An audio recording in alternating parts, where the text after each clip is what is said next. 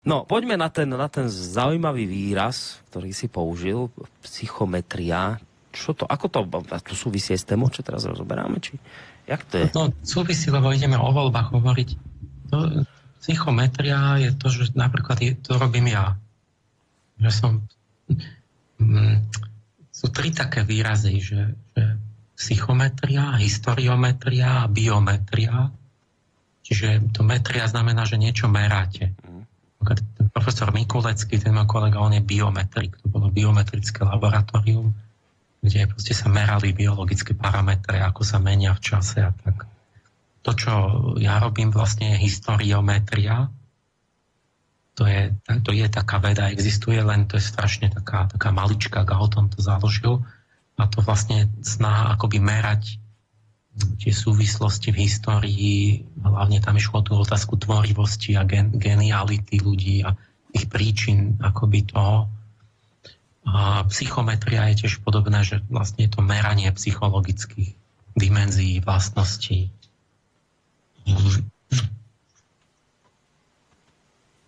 No a? Prečo ideme o tom hovoriť? Poslali mi tiež poslucháči veľmi dobrý článok, čo v nejakom švajčiarskom Das magazín, že to bolo vybraté za článok roka. Naozaj to je dobrá téma. A je to článok o tom, že nejak sa svet vrátil hore nohami, lebo nastal Brexit a Trump vyhral voľby, ale že je taký čudný pocit, že vlastne boli z toho tie elity nejako prekvapené, lebo oni sa očividne spoliehali, že k tomu nedojde, že sa to nestane. Že to majú stále v rukách. A zrazu sa stalo to, že začali vyhrávať tie akoby čo akoby tie nemainstreamové veci. Že či za tým není niečo viac. O tom je ten článok. A či za tým není práve tá psychometria. Zdá sa, že je, ale nevieme do akej veľkej miery k tomu prispela. To je jediné akože s tým otázničkom, ale určite k tomu prispela. A ide tam o to, že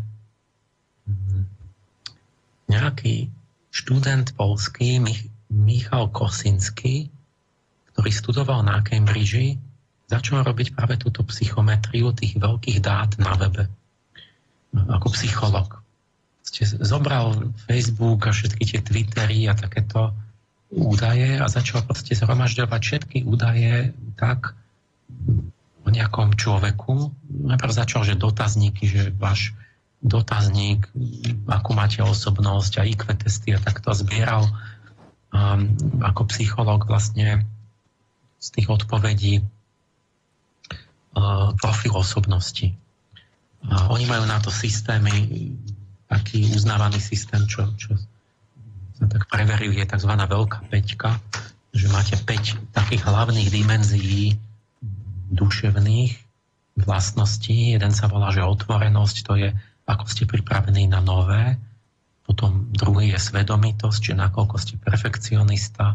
Tretí je extroverzia, že či ste extrovert, introvert. Extrovert má vzťah k spoločnosti a tak. Štvrtý je láskavosť, že či ste priateľský alebo ochotný v spolupráci. A piatý je neuroticizmus, že ako ľahko sa vás dá vykolajiť, rozčuliť a tak. A tých 5 sa potom delí na viac a viac na detailnejšie delenia a pomocou týchto rozmerov 5 a tých podrozmerov môžete detailne charakterizovať celú osobnosť, takzvaný psychogram. A ten Kosinský začal robiť tieto psychogramy cez web a začalo mu to tam vyplňať 100 000 milióny ľudí a potom to začal akoby korelovať štatisticky s tými obrovskými dátami, že čo lajkujete na Facebooku, čo robíte v smartfóne, čo v Google, čo googlite a toto. A začal robiť štatistiky tých obrovských dát a súvislosti odhalovať, že vlastne to krížiť medzi sebou, tak vlastne sa mu vymyslel systém, kde sa mu vykryštalizuje proste tak ten psychogram toho človeka konkrétneho, že on zmeral vlastne, že keď meral, že kto koho ako pozná a aký bol úspešný ten jeho program, tak on to tu je, že v roku 2012 Kosinský dokázal, že z analýzy 68 lajkov vo Facebooku, tam lajkujeme, to stačí k tomu, aby bola určená farba kože a... Z lajkov? Áno, homosexualita, príslušnosť k republikánom a demokratom, takéto veci všeobecné. No, pretože, čiže on sa už zo 60 lajkov dozvedel aj to, čo ste nikdy nepovedali. Nie len to, čo tam napíšete, ale to, čo tajíte. Napríklad, že povedal, že lebo on vlastne všetky tie veci, že kde nakupujete, čo, hento, tamto, tak vedel, že keď tento ľudia, ktorí nakupujú kozmetiku u firmy MAC, ktorí chodia tam a tam na dovolenku, ktorí to, ktorí toto, ktorí tento, tak sú homosexuáli s pravdepodobnosťou 95%. Štatisticky to vie. Čiže a takto so všetkým. Človek, ktorý sa strávuje tam a tam, ktorý nakupuje tam, ktorý dá like na hento, ktorý hento, je republikán s pravdepodobnosťou takou a takou spoľahlivosťou. To je len začiatok. Teraz hovorí, že potom to zdokonalil, že po 70 lajkoch mal presnejší profil, vás lepšie pozná než váš kamarát, po 150 lajkoch lepšie než vaši rodičia a po 300 lajkoch vie o vás viac než partner, ktorý s vami žije v manželstve. A ďalej, že potom, že po nejakom počte vie o vás viac než vy sám o sebe. A to je doslova, že lebo z tej veľkej peťky, ja som mal taký v Olomouci, som semester prednášal, som hovoril tým študentom, že sa dá predpovedať, ako sa budete správať a vy sami ešte o tom neviete.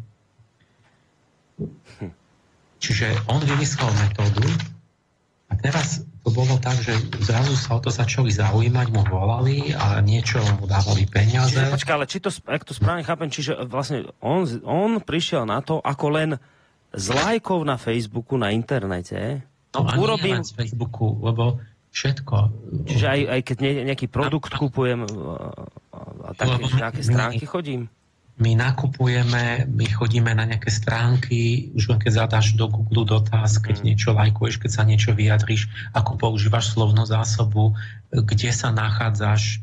Tam boli aj také veci, že polohový snímač v tvojom mobile jemu dáva informáciu o tom, že ako živo gestikuluješ. A to jemu vojde do dát, že dimenzia 5 neuroticizmus je vlastne, ukazuje to o neuroticizme, že či gestikuluješ ako nervózne, alebo nie. A z takýchto vecí on vie úplne presne... Tvojí zvuk, keď telefonuješ. A z týchto záležitostí, z takýchto ako vodítok... To všetko, keď začne krížiť, to sa to big data, že to sú kvadrilióny, proste nekonečné množstvo dát o každom z nás. A toto, keď začne štatisticky krížiť, tak jemu výjdu tie súvislosti a zistí proste, že s kým je to ako. Že keď niekto robí 1, 2, 3 až 200, tak potom to je určite toto.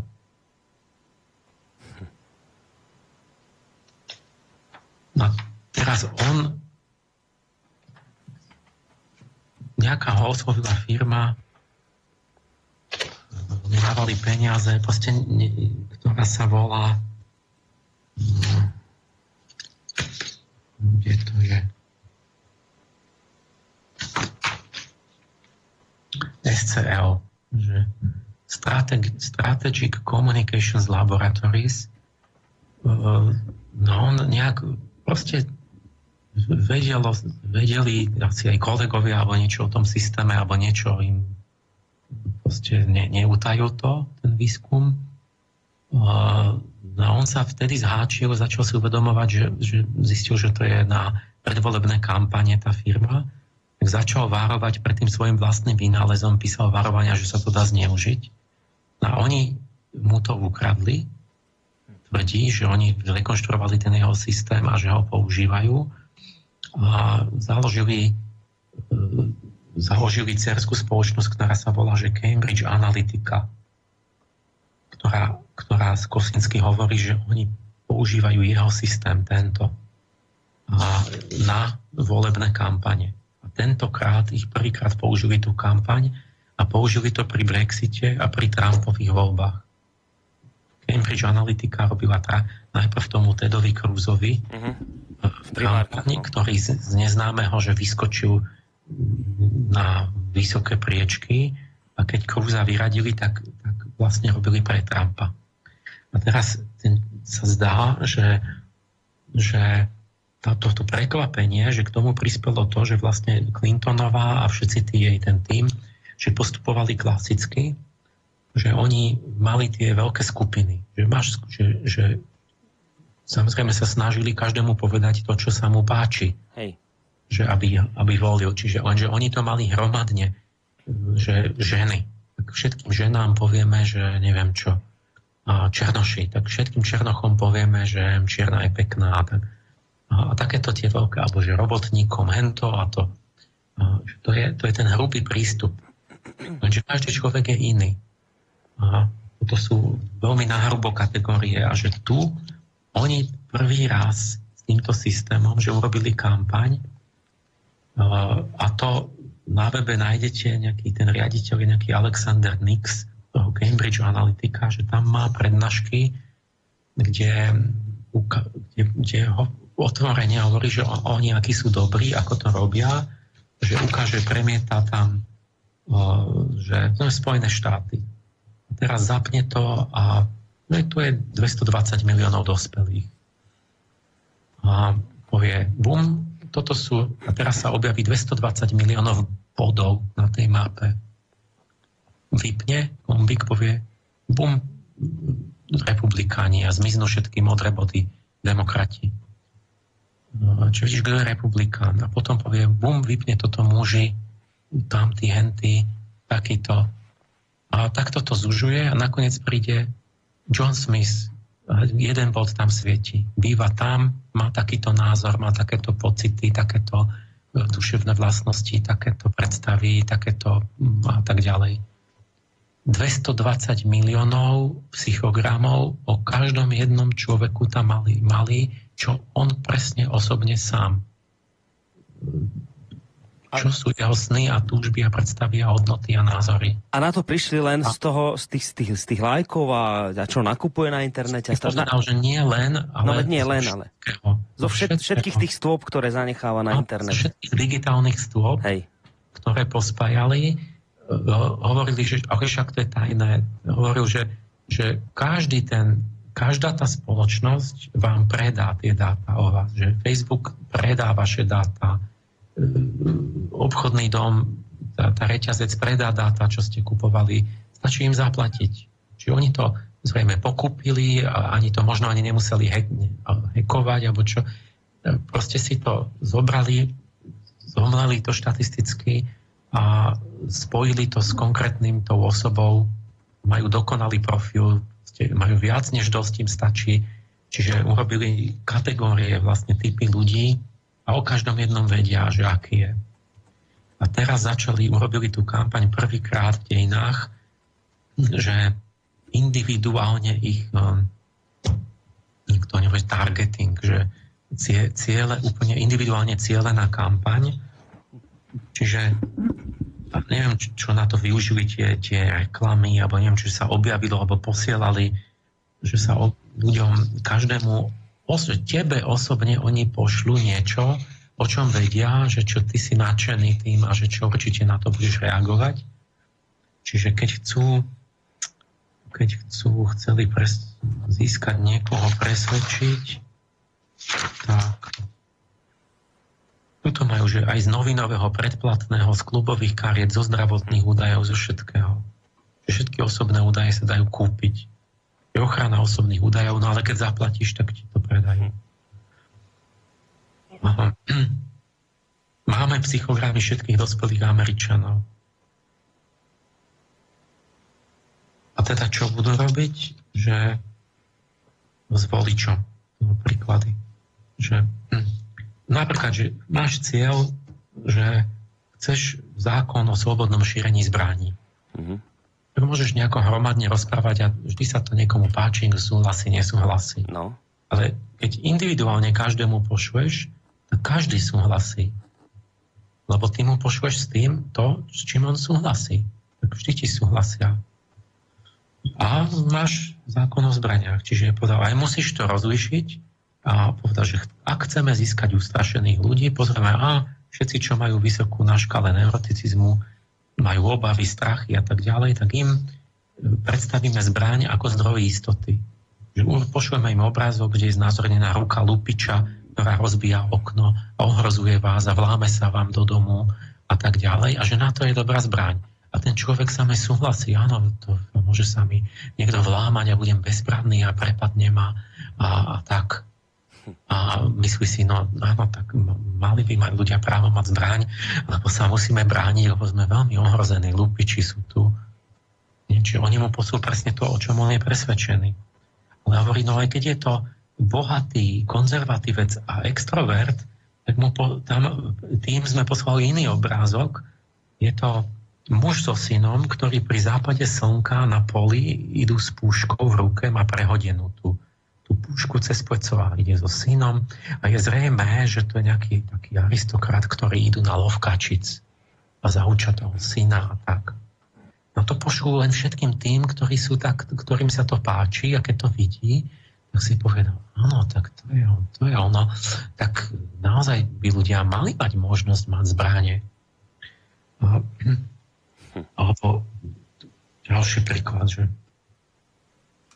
keď chcú odradiť, môžu motivovať alebo odradiť, že chcú odradiť, aby nevolili Clintonovú, tak presne vedie, že je nejaká štvrť malé Tahiti na Miami, tam žijú asi Tahitiania. Keď chceme, aby oni nevolili Clintonovú, tak im pošleme informáciu o tom, že keď na Tahiti, kde oni majú príbuzných, bolo zemetrasenie, tak práve Clintonov fond, alebo jej fond, alebo nejaký Clinton fond práve zamietol a odmietol sa podieľať na pomoci a likvidácii tých následkov. Čiže oni im osobne ublížili. To im pošlú. Keď je to nejaká štvrť, že Afroameričania, tak pošlali im video, kde náhodou Clintonová porovnávala čiernych mužov s predátormi. Tak tá Clintonová je proti nám Černochom. Čiže oni majú presne na domy, že Trump išiel do domu nejakého, že reprezentatívni nejaké tie cesty a že oni mu dali presne, čo všetko si myslia tí ľudia z toho domu, do ktorého on išiel. A on hovoril, Trump, rozumiete, vám vojde do domu Trump a už od dverí hovorí samé, ale čisto samé najsympatickejšie názory, že vy ste úplne prekvapení, že tento človek je super sympatický, lebo on presne hovorí to, čo úplne zo srdca vám hovorí. To, čo vy ste si želali, to presne on s tým vojde, že on chce toto presadiť. No nevolili by ste ho. Ten človek nemá chybu. Že oni to majú po jednom. Pozri, koľko tam žijú. Týchto 10 ľudí v tom dome a myslia si toto. Tak im to choď povedať, že to chceš urobiť. Bože môj, dobrý. Však to je strašné, Emil, toto. A to sa... Tento si uvedomil, to je presne s tým Snowdenom. To si treba posvetať. Ten Snowden, to musím vám povedať, ten film si pozrite. No, to aj ja vrelo odporúčam. Uvedomil, že on vyrobil niečo, čo dalo nejakú absolútnu moc do rúk. A aj tento Kosinský si uvedomil a začal všade písať varovanie pred vlastným vynálezom, že vlastne že toto je totálna moc, že ako keby tí ľudia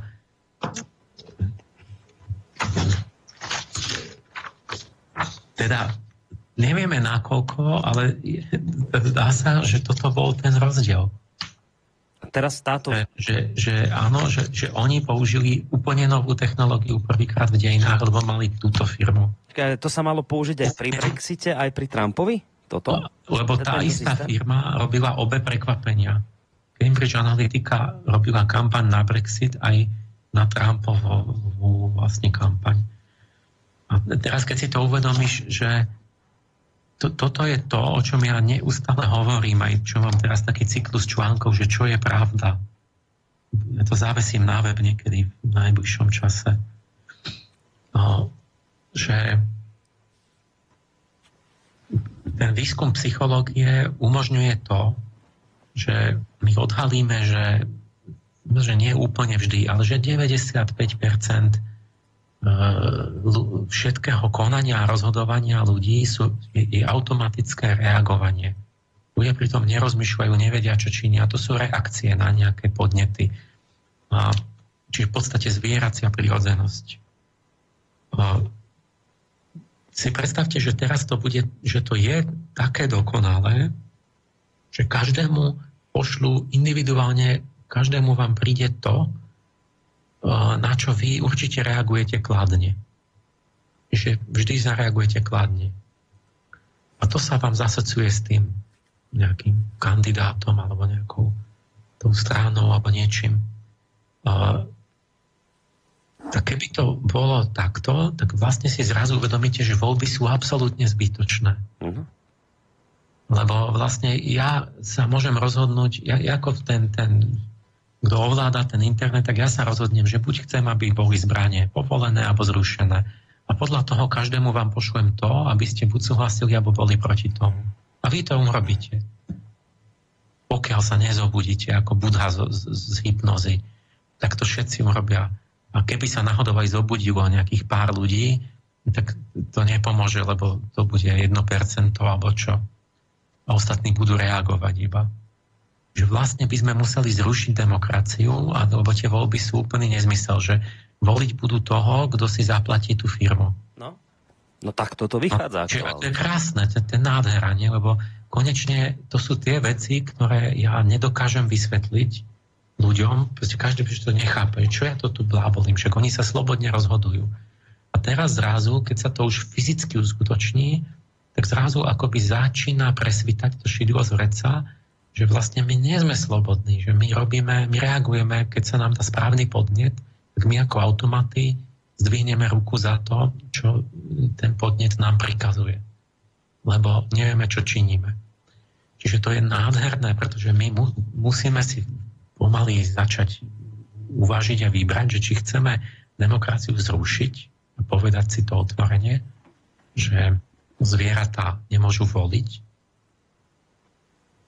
To už je ten hate speech, lebo že ľudia sa nemajú nazývať zvieratami, ale ja budem hovoriť aj tak pravdu, že my sme polozvieratá a keď teda tá zvieracia prirodzenosť reaguje, no tak vtedy v nás reaguje zviera a nie človek. A to zviera by nemalo voliť naozaj, lebo to je smiešné, ako keď psom by som rozhádol klobasy a párky, a všetci by ma volili.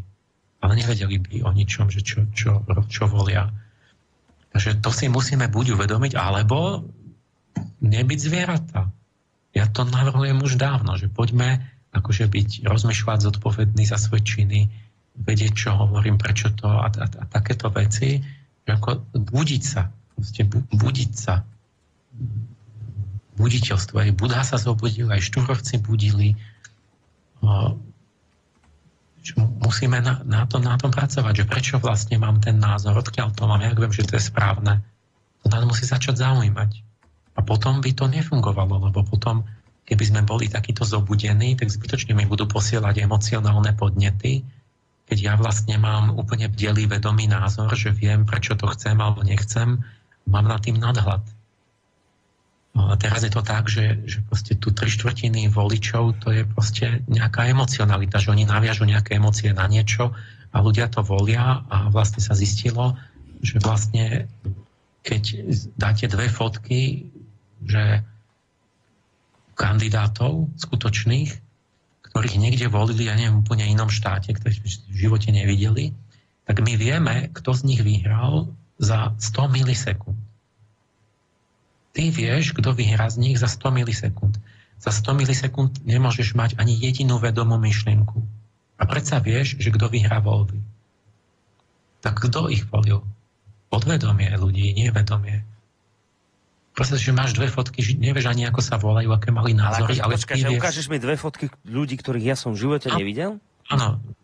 že to budú kandidáti, ja neviem, zo Singapuru. No. Čo? Pred 20 rokov. A nevieš o nich nič a tvoje podvedomie za 100 milisekúnd rozhodne, že jeden z nich je schopnejší a skutočne aj toho aj zvolia. Lebo prečo asi? No lebo väčšina takto volí. Napríklad má hranatú bradu, to je dominantný rys, tak je dobrý politik. Dojmy, to podvedomie rozhodne také. A preto vlastne všetky tie týmy robia to, že ako je oblečený, ako má kravatu a ako má to, tamto, bla, bla. Lebo vlastne oni ovládajú zvieracie podvedomie ľudí, ale s tým intelektom a s tým samotným obsahom je to tak, jak s tými indickými, čo som hovoril, že je to, že takmer sa idú hodiť do jazera, lebo že to je beznadejné, že oni nadľudské úsilie môžu dať, oni aj tak budú voliť tú princeznu, lebo ona je proste princezna Sita a všetci ju vidia v seriáli. No ja teraz akože toto, čo vravíš, to je proste neuveriteľné. Ja som samozrejme ten článok, z ktorého vychádzaš, aj zavesil teraz ku nám na Facebook, tak si ho prečítajte, ono sa to volá, že kto vládne dátam, vládne všetkému, ako sociálne siete vyhrávajú voľby, poznáme vás lepšie než vaša manželka, digitálna revolúcia prináša nový rozmer svetovej vlády a tak ďalej. Čiže to je ten článok, ale čo chcem povedať je, keď si spomínal aj toho Snowdena, je teraz vôbec nechcem zľahčovať to, k čomu ľudí vyzývaš, to je určite cesta a riešenie tohto stavu, len na druhej strane zase dá sa argumentovať tým, že no ale tá druhá strana je tak sofistikovaná v tomto smere, že proste ako sa my ubránime týmto tlakom, však aj ten Snowden vlastne sa zhrozil nad tým, ja som ten film nedávno videl, on sa vlastne zhrozil nad tým, čo stvoril, a ešte to aj v tom filme bolo povedané, že keby to on akoby nebol zastavil, nebol na to poukázal, tak v tom filme sa hovorí, už by ľudia nič neurobili, nebola by možnosť sa tomu vzoprieť. Nebolo by sa nič dalo urobiť, ľudia by už boli niečo v zmysle náveky, vlastne akoby otroci tohto celého. No a čo chcem povedať tým je, že dá sa tomuto čeliť, proste keď je to už takéto sofistikované, keď je to už takto prepracované do takýchto detailov. Proste sa chcem spýtať, či naozaj nie sme už totálne bezbranní v tomto smere. Takto, či sa pýtaš, či sa dá v princípe, alebo že či... No vieš, keď aj sám ten Snowden povie, že... Ja teraz som mal však na jeseň tú sériu prednášok také, že čo je pravda. V viacerých mestách som to rozprával. A to je celé o tom, že hovorím o tom vzťahu podvedomia a vedomia. A samozrejme, že sa dá, že ja to 20 rokov vysvetľujem a nie ja len, že o tom sú tie učenia rôzne už od toho Budhu a od toho, že ako náhle sa zapojí ten vedomý systém, tak vtedy proste tým keby sme chceli za toho predpokladu, inak to nejde, tak sa dá pracovať na sebe a učiť sa zapojiť proste to seba poznanie a ten vedomý systém, ktorý sa nedá manipulovať takto, lebo zbytočne mi budú púšťať, ja neviem, peknú hudbu a krásny obrázok a lákať ma na niečo, keď ja si uvedomujem, že 2x2 je aj tak 4 a nie 5. Môžu ma hypnotizovať. Dobre, ale máš ty kontrolu nad... Je zapojený slnečný princíp, to Michaelské v človeku, keď to niekto vie vôbec, čo to je a vie to začne to používať, tak je mimo toho ovplyvňovania. Nie, že by on sa už absolútne nemýlil, ale v princípe je mimo, že povedzme aj mňa, čo ja môžem povedať plno milných informácií, že proste v tej chvíli, keď to iba prevezmem, že nemám ja čas osobne všetko kontrolovať alebo tak, ale že v princípe mám schopnosť, ako náhle sa zamerám, opýtam sa, zistím, či je to pravda alebo nie. A nemôžu ma ovplyvniť v tom, lebo tam, kde vstúpi to plné vedomie, to porozumenie, napríklad keď máte, ja neviem, matematiku, to je taký príklad, že v matematike sú veci jasné jak slnko, že 2x2 je 4, není to 3 ani 5. A napríklad nemôžete hypnózou, nemôžete psychometricky, nemôžete nejako presvedčiť ľudí, že 2x2 je 5. Pretože to je, lebo naozaj chápu, že to je 4. A proste, čiže tie veci, keď vstúpia, ten problém je v tom, že vlastne tie takmer všetko je v takej sfére, že to není v tom jasnom svetle vedomia ako v matematike, ale všetko je v takej šerej zóne. Že čo sú správne hodnoty, čo je pravda, čo je dobro, čo je láska, čo sú zákony, aké majú byť, ako má byť štát, ako máme mať vzťahy, čo je chválihodné, čo je nemorálne, čo je odporné, čo proste tieto, tak to není ako v matematike, tam majú ľudia proste španielskú dedinu. A tam, kde je tá šerá zóna, kde to je úplne popletené, tak tam potom je možná robiť tá mágia, že tam môžem ovplyvňovať to vedomie a tam to závisí od tých podprahových a všetkých takýchto sugestií a asociácií a vplyvov a takýchto, kde môžem nahovoriť ľuďom všetko možné. Lebo oni nemajú kotvu, oni nevedia vlastne vôbec, čo je pravda. Takže oni vlastne, keď sa chvíľu hučí nejaká vec, tak oni nakoniec myslia, že to je pravda, lebo nemajú to, že však predsa veď sám viem, že 2x2 musí byť 4. Čo mi to tu tárate? Proste aj keď to poviete miliónkrát, bude tá propaganda hovoriť, tak aj tak viete, že to je 4. Čiže to je tým, že ľudia... To je zase to, o čo mne ide od začiatku v tej mojej Sofii, že vlastne vytvoriť schopnosť poznania, čiže mať svetlo jasné, nie len tak, jak je to v matematike, ale aj v iných oblastiach hodnôt, v oblastiach duchovných a takýchto. Aby ľudia potom nemôžu im hovoriť, že je to nejak inak. A keď to nerozumejú, že fakt to nerozumejú a naozaj nevedia, tak potom je priestor na to ovplyvňovanie neobmedzený. Tam totiž nič nebráni.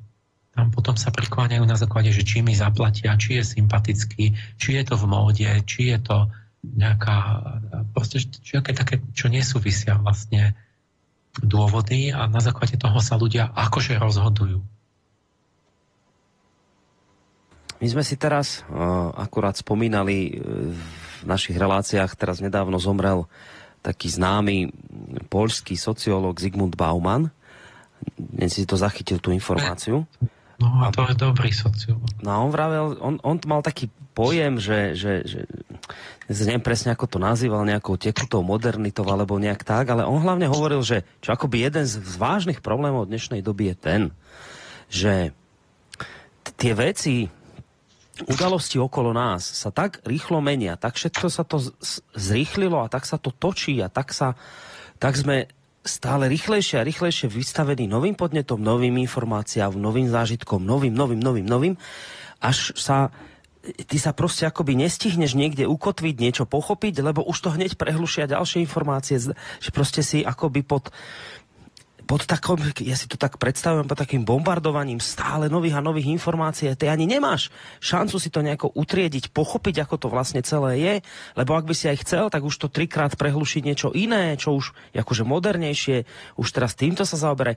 Čiže, čo sa chcem spýtať, že ten spôsob, akým ty hovoríš tomuto čeliť, tak na základe toho spôsobu, ktorý odporúčaš, by sme vedeli akoby aj odolať tomuto tlaku informačnému?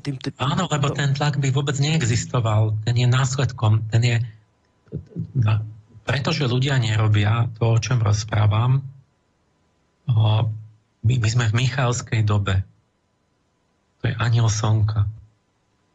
Keď tu má povedať angelologicky. A vlastne my sa mu vysmievame, plujeme mu do tváre, stále hovoríme, že neexistuje, že pravda neexistuje, že schopnosť poznania neexistuje, že vlastne sme iba zvieratá, ktoré proste lajkujú niečo, keď majú inštinktívne pocit, niečo sa... Tá povrchnosť je príčinou, tá spôsobuje tú informačné šialenstvo. Je to tempo. Pretože čo to je? O čo sú tie, že stále nové a stále. Veď 99% sú sprostosti, veď to sú blbosti. a my sa ženieme a ako keby, že nestíhame už vôbec. Veď keby sa vyhodili tie nezmysly z toho informačného prúdu, tak je obrovské ticho a pokoj. Niekto povedal také porekadlo, že keby ľudia hovorili len vtedy, keď majú niečo naozaj čo povedať, tak by nastalo obrovské ticho. Tak je to aj s celým internetom, že my sa naháňame a stále sú nejaké také nové a to všetko nejaké kampane a propagandy a reklamy, ale samé blbosti. Proste skutočnosť je taká, že keď máte niečo kvalitné, niečo pravdivé, tak to sa tam vôbec nedostane, to je niekde v úzadí.